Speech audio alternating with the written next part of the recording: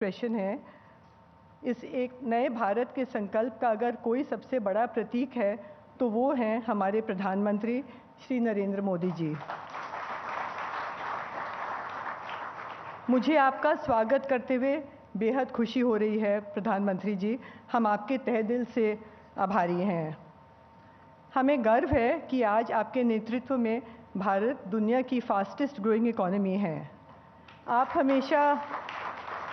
आप हमेशा कहते हैं ये उपलब्धि हमारे देश के 140 करोड़ लोगों के प्रयासों का परिणाम है।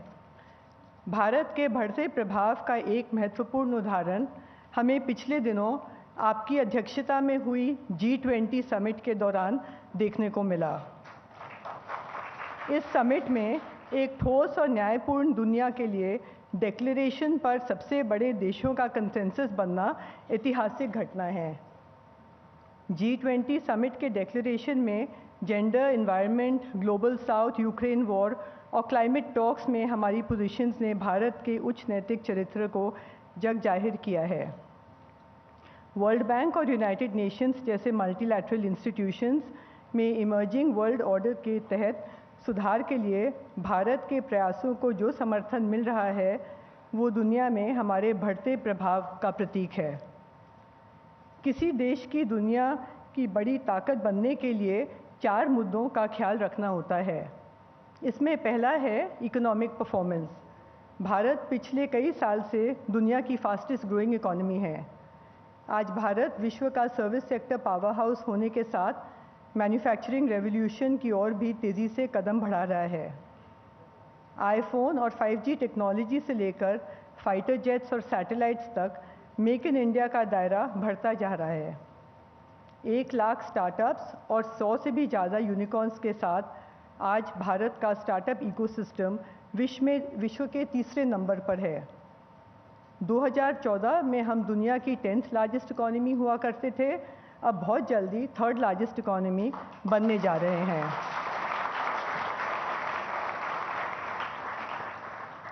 ये बदलती टेक्निक और रिक्वायरमेंट्स का दौर है। दूसरी चुनौती इसी से जुड़ी है कि हम इसमें कैसे सबसे आगे निकलें। भारत ने डिजिटल पब्लिक इंफ्रास्ट्रक्चर के क्षेत्र में इस गौरव को प्राप्त किया है। इंडिया स्टैक UPI और अकाउंट एग्रीगेटर इस्तेमाल में बेहद आसान और क्रांतिकारी हैं। DPI हमारे देश के वेलफेयर और गवर्नेंस आर्किटेक्चर की नींव है। दुनिया के अनेक देश हमारे इन सफल बदलावों से सीख ले रहे हैं। तीसरा मुद्दा है कि सरकार की नीतियां और प्रयासों का देश के नागरिकों पर क्या प्रभाव पड़ता है। टारगेटेड वेलफेयर स्कीम्स की मदद से भारत ने 13.5 करोड़ लोगों को गरीबी से मुक्त किया है। मकान, पाइप्ड वाटर, सस्ते LPG सिलेंडर और किसानों को सीधे कैश ट्रांसफ़र जैसी योजनाओं ने सबसे कमज़ोर तबकों को आर्थिक प्रगति दी है। पिछले साल में जल जीवन मिशन के चलते पाइप्ड वाटर वाले घरों की संख्या 3 करोड़ से बढ़कर 13 करोड़ हो गई है। इस कड़ी में चौथा सवाल ये है कि देश संकट के समय कैसा बर्ताव करता है। कोविड के समय हमारी वैक्सीन मैत्री नीति ने इसके जरिए 3rd वर्ल्ड के कई देशों को वैक्सीन्स देकर उनकी मदद की। यूक्रेन रशिया युद्ध के बाद अब वेस्ट एशिया पर आए संकट में हमारी नुआंस्ड पोजीशंस के जरिए हमने विश्व को विश्वास दिलाया है कि भारत हमेशा सत्य और न्याय के साथ खड़ा रहेगा। आज सुबह चीफ जस्टिस ऑफ इंडिया हमारे बीच थे। हमको एक्सेस टू जस्टिस पर और काम करने की ज़रूरत है क्योंकि लोगों को इंसाफ के लिए लंबा इंतज़ार करना पड़ता है। हेल्थ केयर यूनिवर्सलाइजेशन की दिशा में हमने बहुत प्रगति की है। अब तेज़ आर्थिक विकास के साथ हमको डायबिटीज़ जैसी लाइफस्टाइल बीमारियां और कैंसर जैसे जानलेवा रोगों पर पहले से ज़्यादा ध्यान देने की ज़रूरत है। आज इस समिट में कैंसर के नए ट्रीटमेंट्स पर हमने एक इंटरेस्टिंग सेशन में हिस्सा लिया। हमें युवा वर्ग के एजुकेशन और स्किल्स देने की चुनौती को भी पूरा करना है। मुझे विश्वास है कि न्यू एजुकेशन पॉलिसी में मदर टंग पर दिए जाने वाले जोर से इस दिशा में काफ़ी मदद मिलेगी। महिलाओं की वर्कफोर्स में हिस्सेदारी बढ़ाने बिना भारत के विकास की कल्पना भी नहीं की जा सकती।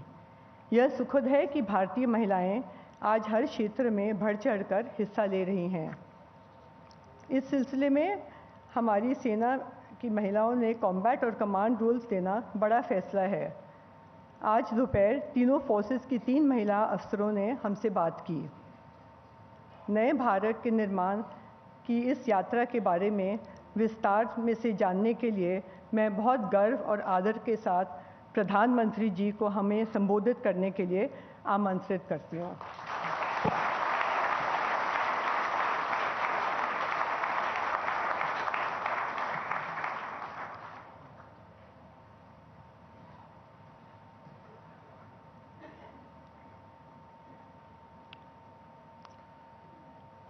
शोभना भरतिया जी,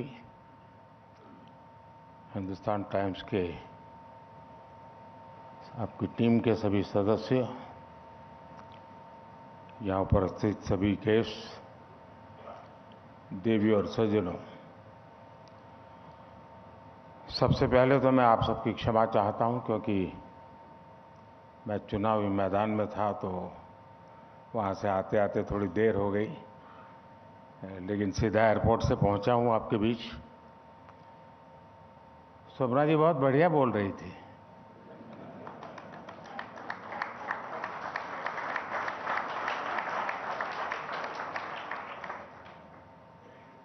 यानी मुद्दे अच्छे थे, जरूर कभी न कभी पढ़ने को भी मिलेगा। चलिए, उसमें देर हो गई।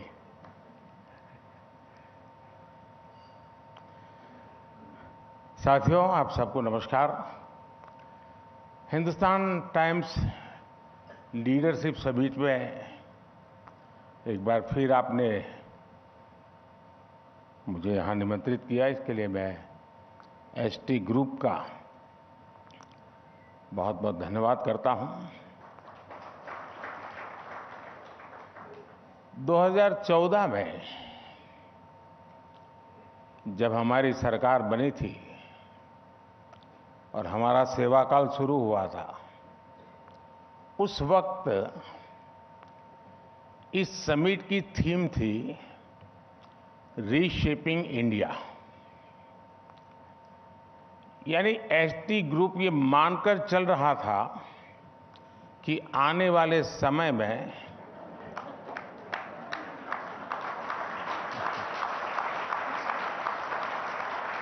भारत में बहुत कुछ बदलेगा, रीशेप होगा। 2019 में जब हमारी सरकार पहले से भी ज्यादा बहुमत के साथ वापस आई, तो उस समय आपने थीम रखी conversation for a better tomorrow. आपने एसटी समिट के माध्यम से दुनिया को संदेश दिया कि भारत एक बेहतर भविष्य के रास्ते पर आगे बढ़ रहा है। अब 2023 में जब देश में अगले वर्ष होने वाले चुनाव की चर्चा हो रही है, तो आपकी थीम है बियॉन्ड बैरियर्स। और मैं जनता के बीच रहना जीने वाला इंसान हूं, पॉलिटिकल आदमी हूं, तो और जनप्रतिनिधि हूं, तो मुझे उसमें कुछ एक संदेश दिखता है।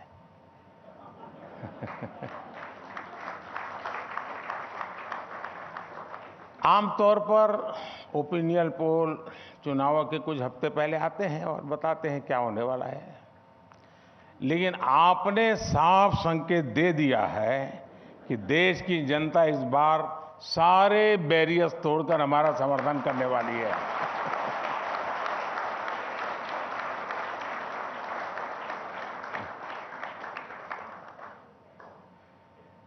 (2024) election results will be beyond barriers. साथियों, रीशेपिंग इंडिया से बियॉन्ड बैरियर्स तक के भारत के इस सफर ने आने वाले उज्जवल भविष्य की नींव गढ़ दी है। इसी नींव पर विकसित भारत का निर्माण होगा, भव्य और समृद्ध भारत का निर्माण होगा। लंबे समय तक भारत और हम भारतीयों को अनेक बैरियर्स का सामना करना पड़ा। हम पर हुए हमलों और गुलामी के लंबे कालखंड ने भारत को बहुत सारे बंधनों में बांध दिया था। स्वतंत्रता आंदोलन के समय जो एक ज्वार उठा, जो जज्बा पैदा हुआ, सामूहिकता की जो भावना पैदा हुई, उसने ऐसे कई बंधनों को तोड़ दिया था। आजादी के बाद उम्मीद थी कि यही मोमेंटम आगे भी जारी रहेगा, लेकिन दुर्भाग्य से ऐसा हो नहीं पाया। अनेक तरह के बंधनों में बंधा हुआ हमारा देश उस रफ्तार से आगे नहीं बढ़ पाया जितना उसका सामर्थ्य था। एक बहुत बड़ा बैरियर मानसिकता का था, मेंटल बैरियर्स। कुछ बैरियर्स रियल थे, असल में थे। कुछ बैरियर्स परसीव्ड थे, बनाए गए थे।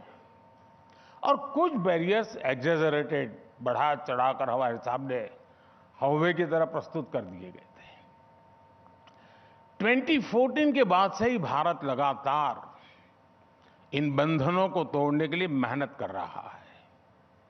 मुझे संतोष है कि हमने अनेक बाधाएं पार की हैं और अब हम बियॉन्ड बैरियर्स की बात कर रहे हैं।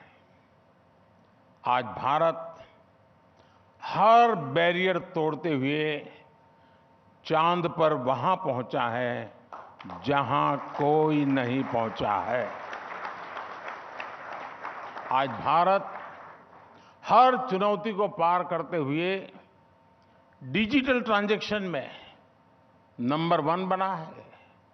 आज भारत हर बाधा से निकलकर मोबाइल मैन्युफैक्चरिंग में लीड कर ले रहा है। आज भारत स्टार्टअप्स की दुनिया में टॉप 3 में है। आज भारत दुनिया का सबसे बड़ा स्किल्ड पूल अपने आप बना रहा है। आज भारत G20 जैसे आयोजनों में अपना परचम लहरा रहा है। आज भारत अपने को हर बंधन से मुक्त करके आगे बढ़ रहा है। और आपने सुना ही होगा, सितारों के आगे जहां और भी है। भारत इतने पर ही रुकने वाला नहीं है। साथियों, जैसा मैं अभी कह रहा था, सबसे बड़ा बैरियर तो हमारे यहां माइंडसेट का ही था। मेंटल बैरियर्स थे। इसी माइंडसेट की वजह से हमें कैसी कैसी बातें सुनने को मिलती थी। इस देश का कुछ हो ही नहीं सकता, इस देश में कुछ बदल ही नहीं सकता, और अपने यहां सब ऐसे ही चलता है। अगर लेट आए तो भी कहते थे इंडियन टाइम, बड़े गर्व से कहते थे। करप्शन था, अरे उसका तो कुछ हो ही नहीं सकता है साहब, जीना सीख लो। कोई चीज सरकार ने बनाई है तो उसकी क्वालिटी खराब होगी ही होगी साहब, ये तो सरकारी है। कुछ घटनाएं ऐसी होती जो पूरे देश को मेंटल बैरियर तोड़कर बाहर आने के लिए प्रेरित करती है। गांधी जी ने दांडी यात्रा में उठाया तो एक चुटकी भर नमक था, लेकिन पूरा देश खड़ा हो गया। हम आजादी प्राप्त कर सकते हैं, लोगों का ये विश्वास बढ़ गया था। अभी चंद्रयान की सफलता से कोई 140 करोड़ देशवासी अचानक वैज्ञानिक नहीं बन गए हैं, एस्ट्रोनॉट नहीं बन गए हैं, लेकिन पूरे देश एक आत्मविश्वास से भरा हुआ माहौल आज भी हम अनुभव कर रहे हैं। और क्या निकलता है, हम कर सकते हैं, हम हर सेक्टर में आगे जा सकते हैं। आज हर भारतीय बुलंद हौसले से भरा हुआ है। स्वच्छता का विषय याद होगा आपको। कुछ लोग कहते थे कि लाल किले से पीएम का स्वच्छता की बात करना, टॉयलेट की बात करना इस पद की गरिमा के खिलाफ है। सैनिटरी पैड ऐसा शब्द था जिसे लोग, खासकर पुरुष, सामान्य बोलचाल की भाषा में भी बोलने से बचते थे। मैंने लाल किले से विषय उठाए और वहीं से माइंडसेट बदलने की शुरुआत हुई। आज स्वच्छता एक जन आंदोलन बन गया है। आप याद करिए, खादी को कोई पूछता तक नहीं था।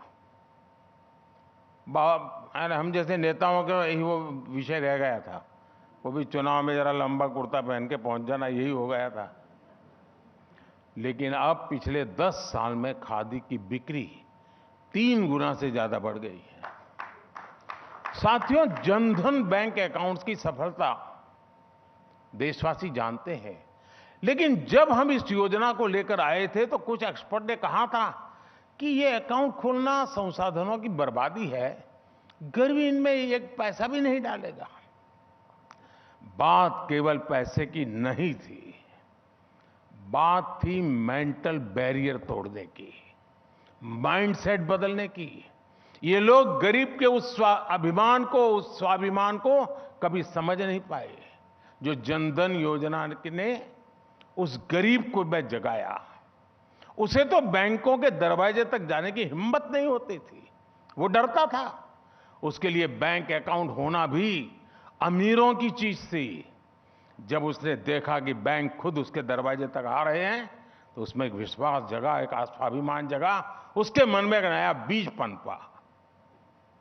आज वो बड़े अभिमान से अपने जेब में से रुपए कार्ड निकालता है, रुपए कार्ड का इस्तेमाल करता है। हम तो जानते हैं, आज से 5-10 साल पहले स्थिति ये थी कि किसी बड़ी होटल में बड़े बड़े लोग खाना खा रहे हैं तो उनके बीच में भी कंपटीशन रहती थी। जब बटवा निकालता था तो चाहता था कि वो देखे कि उसके बटवे में 15-20 कार्ड है। कार्ड दिखाना भी फैशन थी, कार्ड की संख्या स्टेटस विषय था। मोदी ने उसको गरीब के जेब में डाल करके रख दिया था। मेंटल बैरियर कैसे तोड़े जाते हैं दोस्तों। आज गरीब को लगता है कि जो अमीर के पास है वो मेरे पास भी है। इस बीज ने वट वृक्ष बनकर कितने ही फल दिए। एसी कमरों की नंबर और नैरेटिव वाली दुनिया में रहने वाले लोग गरीब के इस मनोवैज्ञानिक सशक्तिकरण को कभी नहीं समझ पाएंगे। लेकिन मैं एक गरीब परिवार से आया हूं, गरीबी को जीकर यहां आया हूं, इसलिए जानता हूं कि सरकार के इन प्रयासों ने कितने सारे बैरियर्स को तोड़ने का काम किया है। माइंडसेट में ये परिवर्तन देश के भीतर ही नहीं, बाहर भी आया है। पहले आतंकी हमला होता था तो हमारी सरकारें दुनिया से अपील करती थी कि हमारी मदद करिए। विश्व मत बनाने के लिए जाना पड़ता था, आतंकियों को रोकिए। हमारी सरकार में आतंकी हमला हुआ तो हमले का जिम्मेदार देश दुनिया भर से खुद को बचाने के लिए गुहार लगाता है। भारत के एक्शन ने दुनिया का माइंडसेट बदला। 10 साल पहले दुनिया सोचती थी कि भारत क्लाइमेट एक्शन के संकल्पों में बाधा है, एक रुकावट है, नेगेटिव है।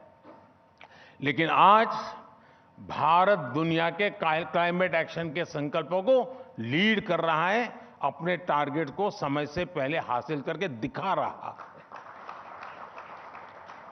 आज माइंडसेट बदलने का प्रभाव हम स्पोर्ट्स की दुनिया में भी देख रहे हैं। लोग खिलाड़ियों को कहते थे, खेल तो रहे हो, लेकिन कैरियर में क्या करोगे, नौकरी का क्या करोगे। सरकारों ने भी खिलाड़ियों को भगवान भरोसे छोड़ दिया था। ना उनकी ज्यादा आर्थिक मदद होती थी और ना ही स्पोर्ट्स इंफ्रास्ट्रक्चर पर ध्यान दिया जाता था। हमारी सरकार ने इस बैरियर को भी हटाया। अब आज एक के बाद एक टूर्नामेंट में हमारे यहां मेडल्स की बारिश हो रही है। फ्रेंड्स, भारत में सामर्थ्य की कमी नहीं है, संसाधनों की कमी नहीं है। हमारे सामने एक बहुत बड़ा और रियल बैरियर रहा है गरीबी का। गरीबी को स्लोगन से नहीं, सॉल्यूशन से ही लड़ा जा सकता है। गरीबी को नारे से नहीं, नीति और नीयत से ही हराया जा सकता है। हमारे यहां पहले की सरकारों की जो सोच रही, उसने देश के गरीब को सामाजिक और आर्थिक रूप से आगे नहीं बढ़ने दिया।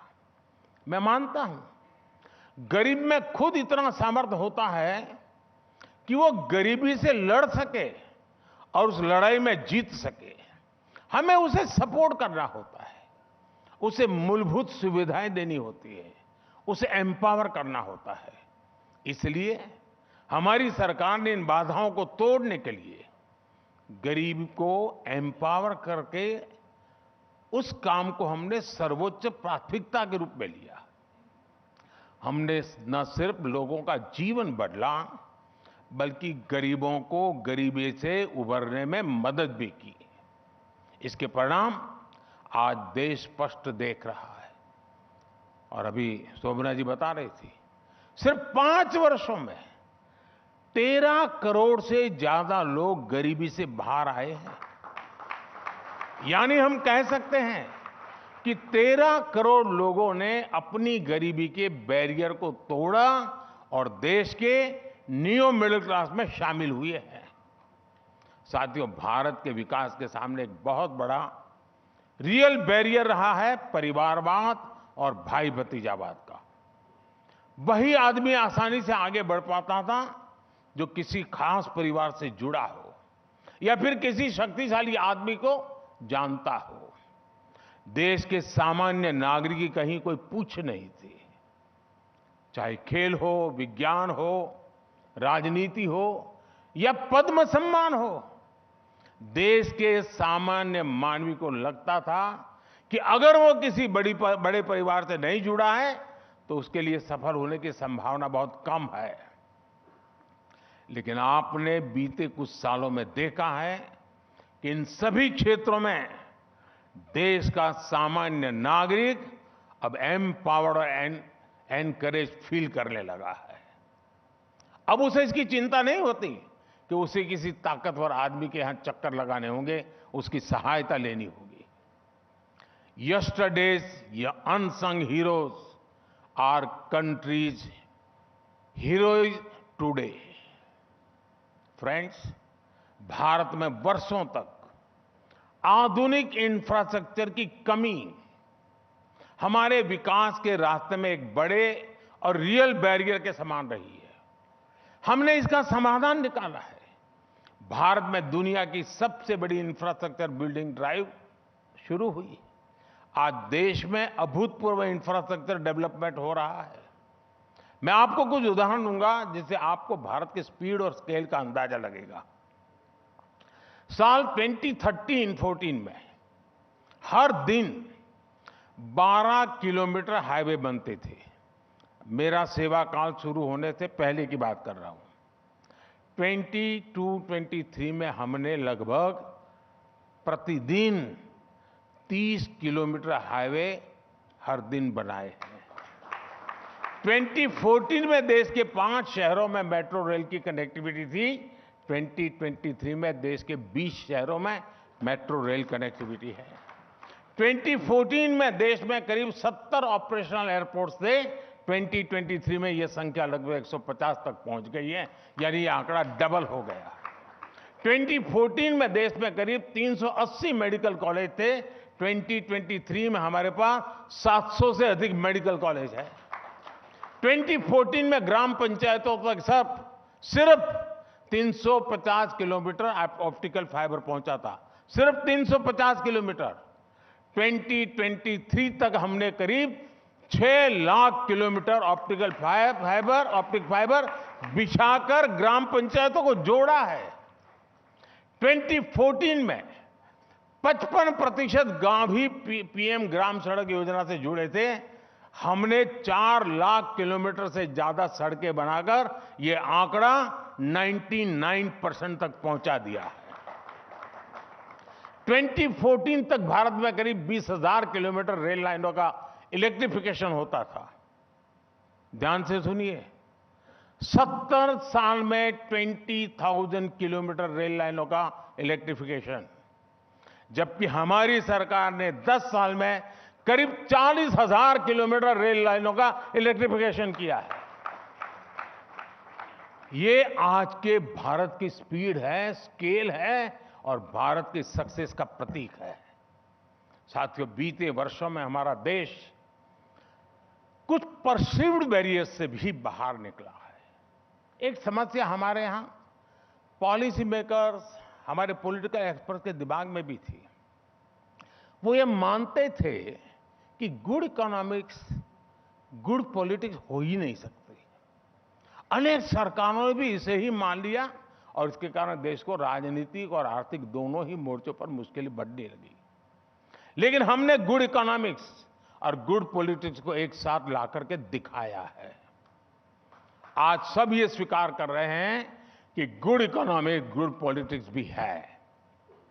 हमारी बेहतर आर्थिक नीतियों ने देश में तरक्की के नए रास्ते खोले हैं। इससे समाज के हर वर्ग का जीवन बदला और इन्हीं लोगों ने हमें इतना बड़ा बहुमत देने के लिए स्थिर सरकार के लिए वोट दिया। चाहे जीएसटी हो, चाहे बैंकिंग क्राइसिस का समाधान हो, चाहे कोविड संकट से निकलने के लिए बनाई गई नीतियां हो, हमने हमेशा उन नीतियों को चुना जो देश को लॉन्ग टर्म सॉल्यूशन दे और सिटीजन्स को लॉन्ग टर्म फायदे की गारंटी दे।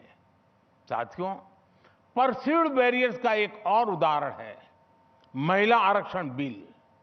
दशकों तक लटकने के बाद ऐसा लगने लगा था कि ये बिल कभी पास नहीं होगा, लेकिन अब ये बाधा भी हमने पार कर ली है।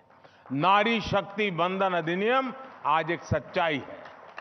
फ्रेंड, आपसे बात करने शुरुआत में मैंने एक और विषय कहा था, एक्सैजरेटेड बैरियर्स की भी बात की थी। हमारे देश में कुछ बाधाएं, कुछ समस्याएं ऐसी भी रही जिन्हें पहले की सरकारों द्वारा और पंडितों के द्वारा, विवाद करने वाले लोगों के द्वारा अपने राजनीतिक स्वार्थ के लिए ऐसा बड़ा हवा खड़ा कर दिया था, ऐसा बड़ा बना दिया था। उदाहरण के लिए, जब भी कोई आर्टिकल 370 को जम्मू कश्मीर से हटाने की बात करता था तो अनेकों बातें मैदान में आ जाती। एक तरह से मनोवैज्ञानिक दबाव बना दिया था कि अगर ऐसा हुआ तो आसमान जमीन पर आ जाएगा। लेकिन 370 की समाप्ति ने उस पूरे इलाके को समृद्धि और शांति और विकास के नए रास्ते खोल दिए। लाल चौक की तस्वीरें बताती हैं कि कैसे जम्मू कश्मीर का कायाकल्प हो रहा है। आज वहां टेररिज्म का अंत हो रहा है, टूरिज्म लगातार बढ़ रहा है, जम्मू कश्मीर विकास की नई ऊंचाइयों पर पहुंचा है। ये हमारा पहुंचे, इसके लिए भी हमारा कमिटमेंट है। साथियों, यहां मौजूद अनेक लोग मीडिया के क्षेत्र से हैं। हम तक ब्रेकिंग न्यूज पहुंचाने वाले मीडिया की प्रासंगिकता बहुत अधिक रही है। समय पर ब्रेकिंग न्यूज देने की परंपरा तो ठीक है, लेकिन ये एनालिसिस भी जरूरी है कि पहले किस तरह की ब्रेकिंग न्यूज होती थी और अब क्या होती है। 2013 से 2023 के बीच भले ही एक दशक का समय बीता हो, लेकिन इस दौरान आए बदलावों में जमीन और आसमान का अंतर है। जिन लोगों ने 2013 में इकोनॉमी को कवर किया है, उन्हें याद होगा कि कैसे रेटिंग एजेंसीज भारत की जीडीपी ग्रोथ फोरकास्ट का डाउनवर्ड रिवीजन करती थी। लेकिन 2023 में बिल्कुल विपरीत हो रहा है। अंतर्राष्ट्रीय संस्थाएं और रेटिंग एजेंसीज अब हमारी ग्रोथ फोरकास्ट का अपवर्ड रिवीजन कर रही है। 2013 में बैंकिंग सेक्टर की सस्ता हालत की न्यूज आती थी, लेकिन अब 2023 में हमारे बैंक अपने बेस्ट एवर प्रॉफिट्स और परफॉर्मेंस को दिखा रहे हैं। 2013 में देश में अगस्ता वेस्टलैंड हेलीकॉप्टर घोटाले की खबरें छाई रहती थी, लेकिन 2023 में अखबार और न्यूज चैनल्स में चलता है कि भारत का डिफेंस एक्सपोर्ट अब रिकॉर्ड हाई पर पहुंच गया है। 2013-14 की तुलना में इसमें 20 गुना से ज्यादा की बढ़ोतरी हुई है। रिकॉर्ड स्कैम से रिकॉर्ड एक्सपोर्ट तक हमने एक लंबा रास्ता तय किया है। साथियों, 2013 में आपको ऐसे कई नेशनल और इंटरनेशनल पब्लिकेशन मिल जाएंगे जो हेडलाइन देते थे कि कठिन आर्थिक स्थितियों के कारण मिडिल क्लास के सपने तबाह हो गए हैं। लेकिन साथियों, 2023 में बदलाव कौन कर रहा है? चाहे स्पोर्ट्स हो, स्टार्टअप हो, स्पेस हो या टेक्नोलॉजी हो, देश का मिडिल क्लास हर विकास यात्रा में सबसे आगे खड़ा नजर आता है। बीते कुछ वर्षों में भारत के मिडिल क्लास ने तेजी से प्रगति की है। उनकी इनकम बढ़ी है, उनका आकार बढ़ा है। 2013-14 में करीब 4 करोड़ लोग इनकम टैक्स रिटर्न फाइल करते थे। 2023-24 में यह संख्या डबल हो गई है और 7.5 करोड़ से अधिक लोगों से इनकम टैक्स रिटर्न फाइल किए हैं। टैक्स इंफॉर्मेशन से जुड़ी एक स्टडी बताती है कि 2014 में जो मीन इनकम 4.5 लाख रुपए से भी कम थी, वो 2023 में 13 लाख रुपए तक बढ़ गई है। इसका मतलब है कि भारत में लाखों लोग लोअर इनकम ग्रुप से हायर इनकम ग्रुप की ओर बढ़ रहे हैं। मुझे याद है, हिंदुस्तान टाइम्स में ही पिछले दिनों एक लेख छपा था जिसमें इनकम टैक्स डेटा से जुड़े अनेक इंटरेस्टिंग फैक्ट बताए गए थे। एक बड़ा ही दिलचस्प आंकड़ा सालाना 5.5 लाख रुपए से लेकर 25 लाख रुपए की तनख्वाह पाने वालों का है। साल 2011-12 में इस सैलरी ब्रैकेट में कमाने वालों की टोटल इनकम को जोड़ दें तो यह आंकड़ा था करीब 2.25 लाख करोड़ रुपए। यानी तब भारत में 5.5 लाख से 25 लाख सैलरी पाने वालों की कुल सैलरी जोड़ दे तो वो 2.25 लाख करोड़ रुपए से भी कम थी। 2021 तक ये बढ़कर 14.5 लाख करोड़ हो गई। मतलब इसमें 5 गुना बढ़ोतरी हुई है। इसकी 2 वजह स्पष्ट है। 5.5 लाख से 25 लाख रुपए तक सैलरी पाने वालों की संख्या भी बहुत बड़ी है और इस ब्रैकेट में लोगों की सैलरी में भी काफी वृद्धि हुई है। और मैं आपको फिर याद दिलाऊंगा, यह एनालिसिस सिर्फ सैलरीड इनकम पर आधारित है। अगर इसमें बिजनेस से हुई इनकम, हाउस प्रॉपर्टी से हुई कमाई, दूसरे इन्वेस्टमेंट से हुई कमाई और इसको जोड़ दिया जाए तो आंकड़ा इससे भी ज्यादा बढ़ जाएगा। साथियों, भारत में बढ़ता हुआ मिडिल क्लास और कम होती हुई गरीबी, ये 2 फैक्टर्स एक बहुत बड़ी इकोनॉमिक साइकिल का आधार बन रहे हैं। जो लोग गरीबी से बाहर निकल रहे हैं, जो न्यू मिडिल क्लास का हिस्सा बन रहे हैं, वो लोग अब देश की कंजम्पशन ग्रोथ को गति देने वाली बहुत बड़ी फोर्स के रूप में उभर रहे हैं। इस डिमांड को पूरा करने की जिम्मेदारी हमारा मिडिल क्लास ही उठा रहा है। अगर एक गरीब को नए जूते खरीदने का मन करता है तो मिडिल क्लास की दुकान से खरीदता है, मतलब कि इनकम मिडिल क्लास की बढ़ती है, जीवन गरीब का बदलता है। ये एक बढ़िया साइकिल का समय में से भारत आज गुजर रहा है। यानी देश में कम हो रही गरीबी मिडिल क्लास को भी फायदा पहुंचा रही है। गरीब और मिडिल क्लास के ऐसे ही लोगों की आकांक्षा और इच्छा शक्ति आज देश के विकास को शक्ति दे रही है। इन लोगों की शक्ति ने ही भारत को 10वीं अर्थव्यवस्था से 5वीं सबसे बड़ी अर्थव्यवस्था बना दिया है। और अब यही इच्छा शक्ति हमारे थर्ड टर्म में भारत को दुनिया की टॉप 3 अर्थव्यवस्था में शामिल कराने जा रही है। साथियों, इस अमृतकाल में देश 2047 तक विकसित भारत बनने के लिए काम कर रहा है। मुझे विश्वास है कि हर बाधा पार करते हुए हम अपने लक्ष्य तक पहुंचने में सफल होंगे। आज गरीब से गरीब व्यक्ति से लेकर दुनिया के सबसे अमीर इन्वेस्टर्स तक ये मानने लगे हैं कि ये भारत का वक्त है। This is Bharat time. हर भारतीय का आत्मविश्वास ही हमारी सबसे बड़ी शक्ति है। इसके बल पर हम किसी भी बैरियर उसके पार जा सकते हैं। अब मुझे विश्वास है कि 2047 में, यहां से कौन कितने होंगे मुझे मालूम नहीं है, लेकिन मैं विश्वास से कहता हूं 2047 में जब हिंदुस्तान टाइम्स लीडरशिप समिट होगी तो उसकी थीम होगी डेवलप्ड नेशन व्हाट नेक्स्ट।